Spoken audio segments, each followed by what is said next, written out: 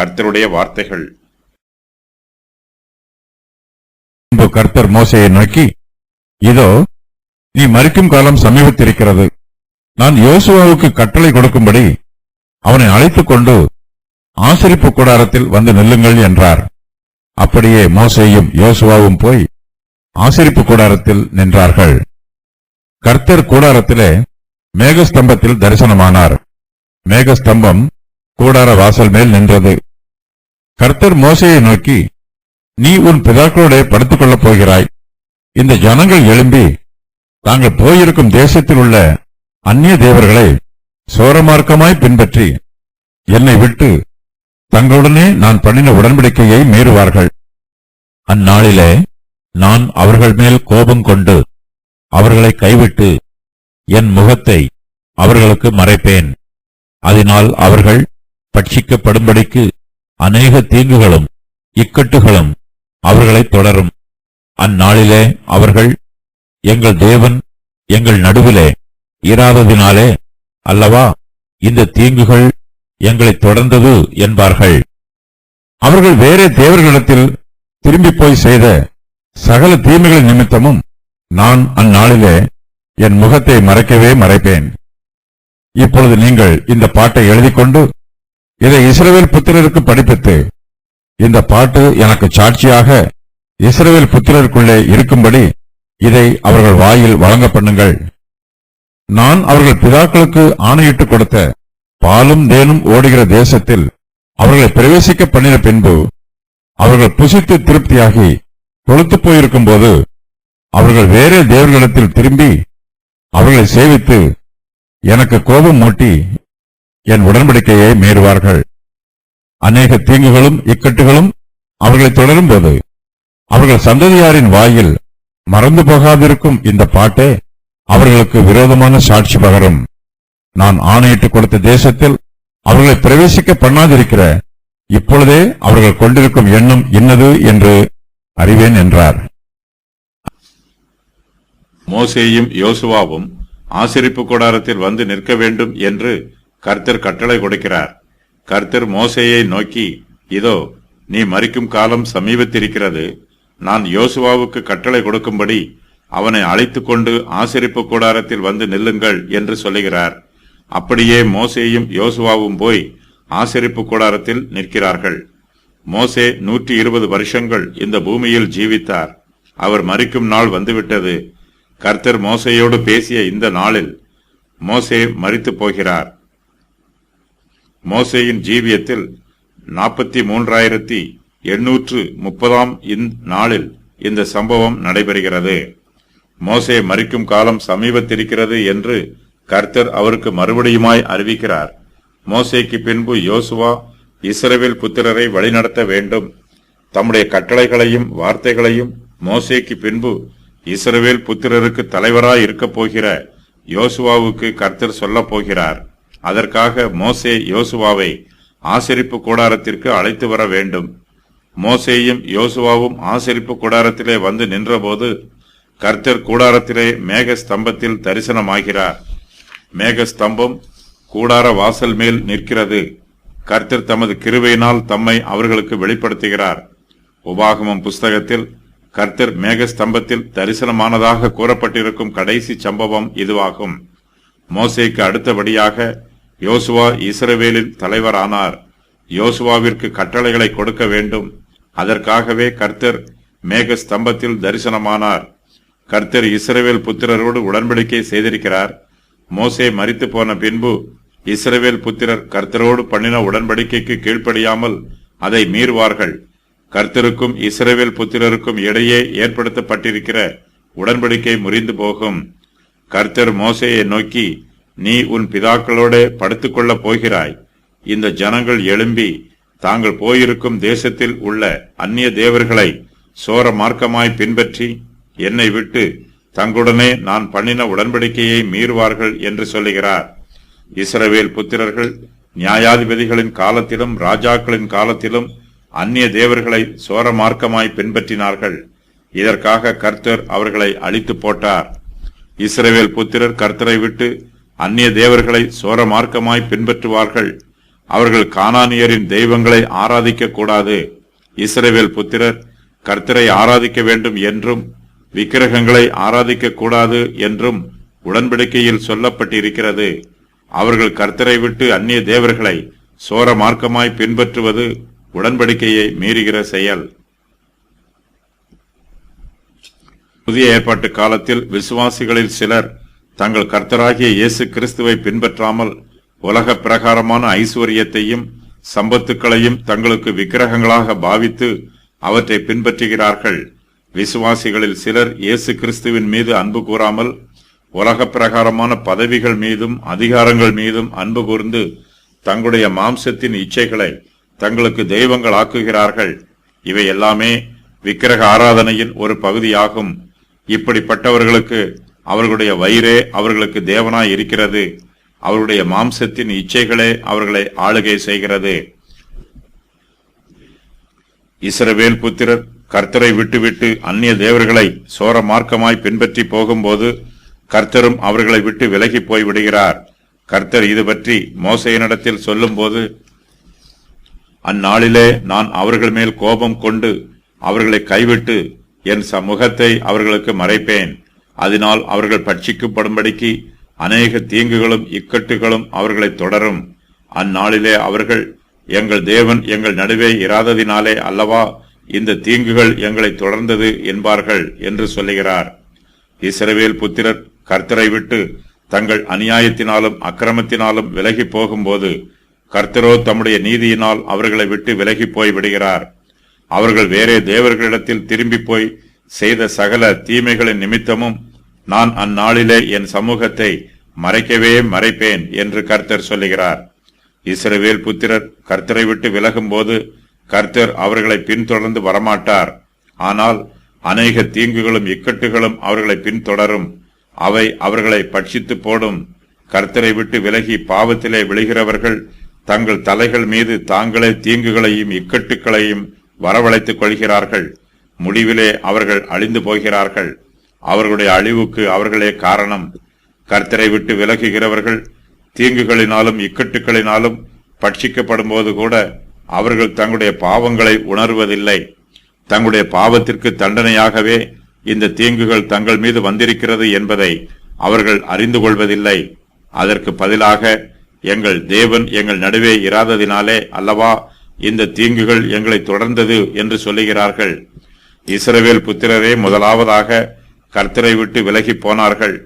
அவர்கள் தம்மை விட்டு விலகி போனதினால் கர்த்தர் அவர்களை விட்டு விலகி போகிறார். அவர்கள் கர்த்தரை ஆராதியாமல் விக்கிரகங்களை ஆராதித்து தங்களுடைய முகங்களை கர்த்தருக்கு மறைக்கிறார்கள். அவர்கள் தங்கள் முகங்களை முதலாவதாக தமக்கு மறைத்ததினால் கர்த்தரும் தம்முடைய முகத்தை அவர்களுக்கு மறைக்கிறார். கர்த்தர் மோசேயையும் யோசுவாவையும் நோக்கி, நீங்கள் இந்த பாட்டை எழுதிக்கொண்டு இதை இஸ்ரவேல் புத்திரருக்கு படிப்பித்து, இந்த பாட்டு எனக்கு சாட்சியாக இஸ்ரவேல் புத்திரருக்குள்ளே இருக்கும்படி இதை அவர்கள் வாயில் வழங்க பண்ணுங்கள் என்று சொல்லுகிறார். இஸ்ரவேல் புத்திரர் தேவனை மறுதலித்து அவரை விட்டு பின்வாங்கி போகும்போது அவர்களுக்கு எதிராக சாட்சி பகருவதற்காக இந்த பாட்டு எழுதப்பட்டிருக்கிறது. மோசே ஒரு பாட்டை எழுத வேண்டும். இந்த பாட்டில் உள்ள வார்த்தைகளையெல்லாம் எழுதுமாறு பரிசுத்த ஆவியானவர் மோசேயை ஏவுகிறார். இந்த பாட்டு கர்த்தருக்கு சாட்சியாக இஸ்ரவேல் புத்திரருக்குள்ளே இருக்கும். கர்த்தர் தம்முடைய வார்த்தையில் உண்மை உள்ளவராய் இருக்கிறார். இஸ்ரவேல் புத்திரர் கர்த்தரை விட்டு விலகி போகும்போது கர்த்தர் அவர்களை எச்சரிக்கிறார். ஆனால் இஸ்ரவேல் ஜனத்தாரோ கர்த்தருடைய எச்சரிப்பின் வார்த்தைக்கு செவி கொடுக்காமல் தங்களுடைய சுய இஷ்டத்துக்கும் சுய ஆசைக்கும் மாம்சத்தின் இச்சைக்கும் இடம் கொடுக்கிறார்கள். மனுஷனுக்கு நன்மைக்கும் தீமைக்கும் வித்தியாசம் தெரிந்திருக்கிறது. கர்த்தர் மனுபுத்திரருக்கு முன்பாக நன்மையையும் தீமையையும் ஜீவனையும் மரணத்தையும் ஆசீர்வாதத்தையும் சாபத்தையும் வைத்திருக்கிறார். மனுஷனுக்கு எது நன்மை என்பதும் எது தீமை என்பதும் நன்றாய் தெரியும்.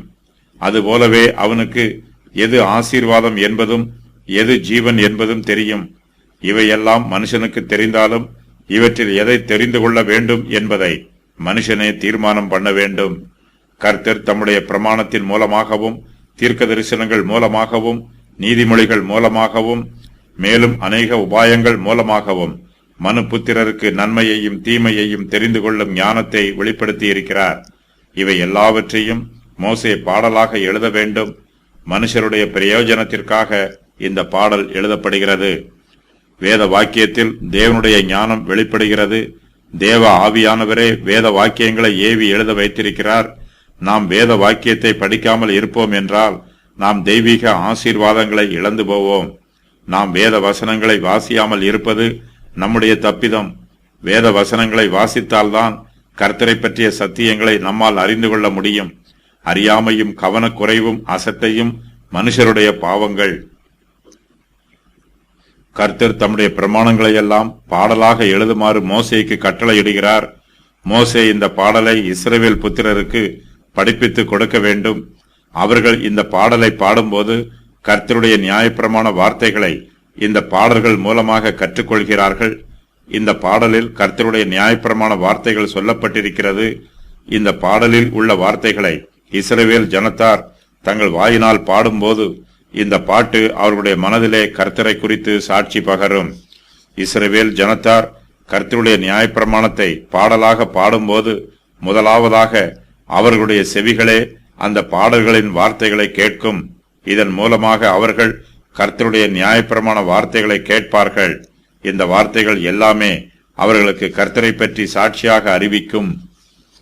தாம் சொன்ன பாடலை மோசே எழுதி இஸ்ரவேல் புத்திரருடைய வாயிலே வழங்க பண்ண வேண்டும் என்று கர்த்தர் சொல்லுகிறார். அவர்கள் மோசேயின் பாடலை பாடும்போது கர்த்தருடைய நியாயப்பிரமாணத்தை அறிந்து கொள்கிறார்கள். அவர்கள் உள்ளத்தில் கர்த்தரை பற்றிய அறிவு வளரும். அவர்கள் கர்த்தரை விட்டு விலகி போகாமல் இருப்பதற்கு இந்த பாடலின் வார்த்தைகள் அவர்களுக்கு உதவி செய்யும். ஒருவேளை மோசே எழுதுகிற பாடலின் வரிகள் கர்த்தரை விட்டு இஸ்ரவேல் ஜனத்தார் விலகி போவதை தடுத்து நிறுத்தாவிட்டாலும் தங்கள் பாவங்களுக்காக மனம் திரும்புவதற்கு இந்த பாடலின் வரிகள் அவர்களுக்கு உதவி செய்யும். அவர்கள் கர்த்தரை விட்டு விலகி அந்நிய தெய்வங்களை சோர மார்க்கமாய் பின்பற்றி போகும்போது இந்த பாடலின் வார்த்தைகள் அவர்களுடைய மனச்சாட்சியில் பேசும். அவை இஸ்ரவேல் புத்திரருக்குள்ளே கர்த்தரை குறித்து சாட்சியாயிருக்கும். இஸ்ரவேல் புத்திரர் கானான் தேசத்திற்குள் பிரவேசித்த பின்பு அவர்கள் தம்மை மறந்து விடுவார்கள் என்றும் அவர்கள் அந்நிய தேவர்களை பின்பற்றி போவார்கள் என்றும் கர்த்தர் சொல்லுகிறார். கர்த்தர் இது பற்றி மோசேக்கும் யோசுவாவுக்கும் சொல்லும் போது, நான் அவர்கள் பிதாக்களுக்கு ஆணையிட்டு கொடுத்த பாலும் தேனும் ஓடுகிற தேசத்தில் அவர்களை பிரவேசிக்க பண்ணின பின்பு அவர்கள் புசித்து திருப்தியாகி கொளுத்திருக்கும் போது அவர்கள் வேறே தேவர்களிடத்தில் திரும்பி அவர்களை சேவித்து எனக்கு கோபம் ஊட்டி என் உடன்படிக்கையை மீறுவார்கள் என்று சொல்லுகிறார். இஸ்ரவேல் புத்திரர் கானான் தேசத்திலே கர்த்தரை விட்டு விலகி அந்நிய தெய்வங்களை சோர மார்க்கமாய் பின்பற்றி போகும்போது அவர்கள் கர்த்தருடைய பிரமாணங்களை மறந்து போவார்கள். ஆனாலும் மோசேயின் பாடல் அவர்களுக்கு கற்றுக் கொடுக்கப்பட்டிருப்பதினால் இந்த பாடல் அவர்கள் வாயில் மறவாதிருக்கும். அவர்கள் கர்த்தருடைய கற்பனைகளையும் நியாயங்களையும் மறந்து போனாலும் மோசேயின் பாடலை மறக்க மாட்டார்கள். இஸ்ரவேல் புத்திரர் கானான் தேசத்திலே புசித்து திருப்தியாகி கொளுத்திருப்பார்கள். அப்போது அவர்கள் தங்கள் தேவனாகிய கர்த்தரை மறந்து வேறே தேவர்களை சேவிப்பார்கள். கர்த்தரோடு தாங்கள் செய்து கொண்ட உடன்படிக்கையை மீறுவார்கள். அவர்கள் தங்களுடைய விக்கிரக ஆராதனையினால் கர்த்தருக்கு கோபம் ஊட்டுவார்கள். இஸ்ரவேல் ஜனத்தார் கர்த்தரை விட்டு விலகி விக்கிரகங்களை ஆராதிப்பதினால் அநேக தீங்குகளும் இக்கட்டுகளும் அவர்களை தொடரும். அப்போது அவர்கள் சந்ததியாரின் வாயில் மறந்து போகாதிருக்கும் இந்த பாட்டே அவர்களுக்கு விரோதமான சாட்சி பகரும் என்று கர்த்தர் சொல்லுகிறார். கர்த்தர் இஸ்ரவேல் புத்திரருடைய சிந்தையும் எண்ணமும் நன்றாய் தெரியும். 2553 வருஷமாக ஆதாமின் காலத்திலிருந்து கர்த்தர் மனுஷனோடு கிரியை செய்து வருகிறார். இஸ்ரவேல் புத்திரரோடு 470 வருஷங்களாக கிரியை செய்து வருகிறார். இந்த பாட்டு கர்த்தரை விட்டு பின்வாங்கி போன இஸ்ரவேல் புத்திரருடைய மனச்சாட்சியிலே பேசும். அவர்களுடைய பாவங்களை அவர்களுக்கு உணர்த்தும். அவர்கள் கர்த்தருக்கு முன்பாக தங்களை தாழ்த்துவார்கள். கர்த்தரை விட்டு விலகி போன இஸ்ரவேல் ஜனத்தார் தங்கள் பாவங்களுக்கு மனம் திரும்பி கர்த்தரிடத்தில் திரும்பி வருவார்கள். கர்த்தர் தமது கிருபையினால் அவர்களை மறுபடியும் தம்முடைய ஜனமாக ஏற்றுக்கொள்வார். இஸ்ரவேல் ஜனத்தார் இன்னும் கானான் தேசத்திற்குள் பிரவேசிக்கவில்லை. ஆனாலும் அவர்கள் கானான் தேசத்திற்குள் பிரவேசித்த பின்பு தம்மை விட்டு விலகி அந்நிய தெய்வங்களை சேவிப்பார்கள் என்று கர்த்தர் சொல்லுகிறார். கர்த்தர் சர்வ ஞானம் உள்ளவர். கர்த்தருக்கு தெரியாத ரகசியம் எதுவுமே இல்லை.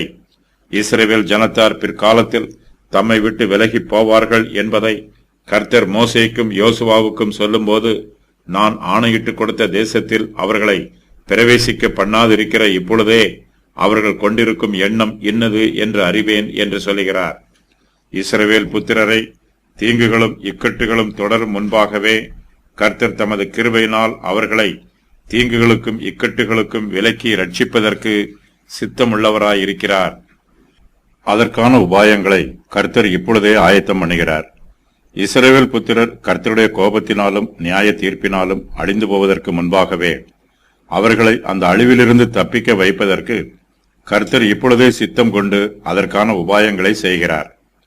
மனுஷருக்கு நோய்கள் வருவதற்கு முன்பாகவே அந்த நோயை குணப்படுத்துவதற்கு மருந்துகள் ஆயத்தம் பண்ணப்படுவதைப் போல இஸ்ரவேல் புத்திரர் அழிந்து போவதற்கு முன்பாகவே அவர்களை அழிவிலிருந்து ரட்சிப்பதற்கு கர்த்தர் தமது கிருபையினாலும் தெய்வீக ஞானத்தினாலும் இப்பொழுதே திட்டமிடுகிறார்.